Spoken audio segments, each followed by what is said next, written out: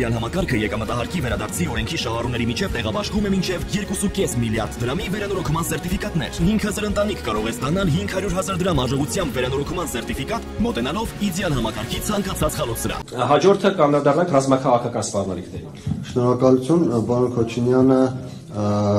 այսպես միքս արեց ֆիզիկական սպառնալիքների շրջանակներում անդրադարձավ նաև ահաբեկչական սպառնալիքներին, այդ պատճառով ես վերջին երկու խմբերը իրար հետ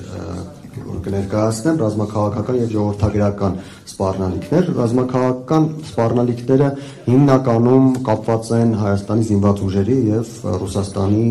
զինված ուժերի եւ ընդհանրապես Ռուսաստանի հետ փոխկապվածությունների հետ։ Առաջին խնդիրն այն է, որ երկար տարիներ Հայաստանի զինված ուժերի ներկայացուցիչները, սպաները, բարձրագույն սպայական անձնակազմը վերապատրաստումները անցնում էին ռուսական համապատասխան հաստատություններում, բնականաբար կապվածությունները ձևավորվում էին այնտեղ եւ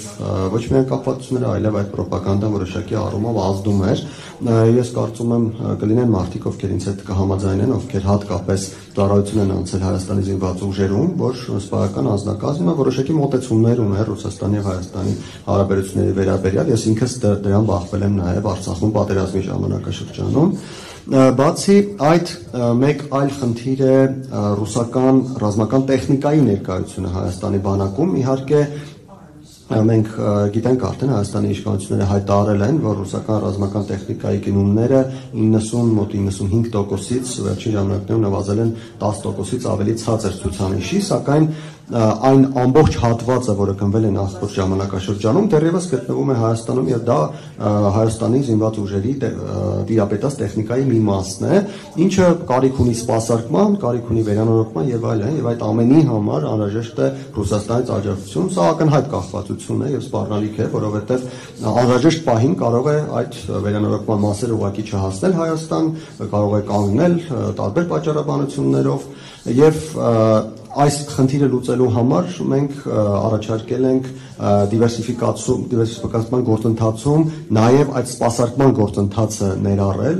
հնարավորություն ստանալ, որ եկած ռազմական տեխնիկան նաև սպասարկման առումով կախված լինի ոչ միայն Ռուսաստանից, այլ նաև այլ երկրներից եւ եթե հնարավոր է ներառել նաև ռուսական ռազմական տեխնիկայի սպասարկում այլ երկրներում, այլ երկրների կողմից։ Մեկ այլ ուղղություն է ռազմաքաղաքական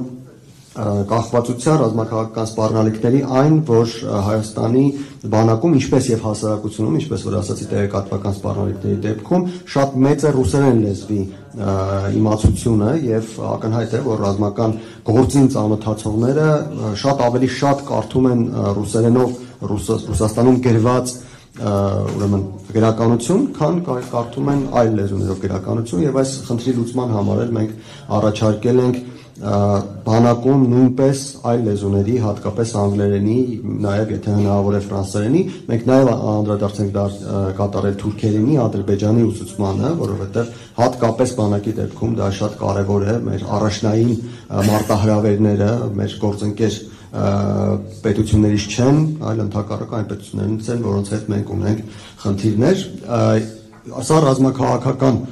սպառնալիքների մասով եւ վերջինը մենք անդրադարձել ենք ժողովրդագրական սպառնալիքներին, այստեղ մի շարք խնդիրներ կան, սկսած նրանից, որ Հայաստանի բնակչության մի մեծ հատված ունի ռուսական անձնագրեր, Հայաստանից արտագաղթը Ռուսաստան միշտ եղել է, հիմա էլ շարունակվում է, ես նշեմ օրինակ, որ հայրենադարձության ծրագրով 2006-ից 2018 թվականին Հայաստանից Ռուսաստան մեկնել եւ այնտեղ հաստատվել է 826,000 մարդ։ Սա շատ մեծ թիվ է Հայաստանի բնակչության ժողովրդագրական խնդիրների հաշվառմամբ,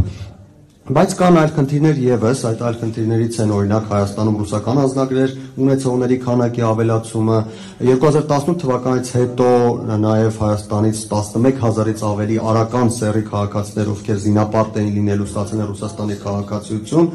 շատ մեծ է հավանականությունը եւ կարծես թե կասկածից էլ վեր է, որ նրանք դա արել են, որպեսզի խուսափեն Հայաստանի բանակում զինվորական ծառայություն անցնելուց եւ ժողովրդագրական սպառնալիքների Հիմնական մասերից մեկը նաև Ռուսաստանից Հայաստան փոխանցումներն են այն մարդկանց, ովքեր աշխատանքային միգրացիայի համար մեկնում են Ռուսաստան։ Սա Ռուսաստանի կողմից շատ է մանիպուլացվում եւ օգտագործվում Հայաստանի դեմ։ Ես նշեմ, որ վերջերս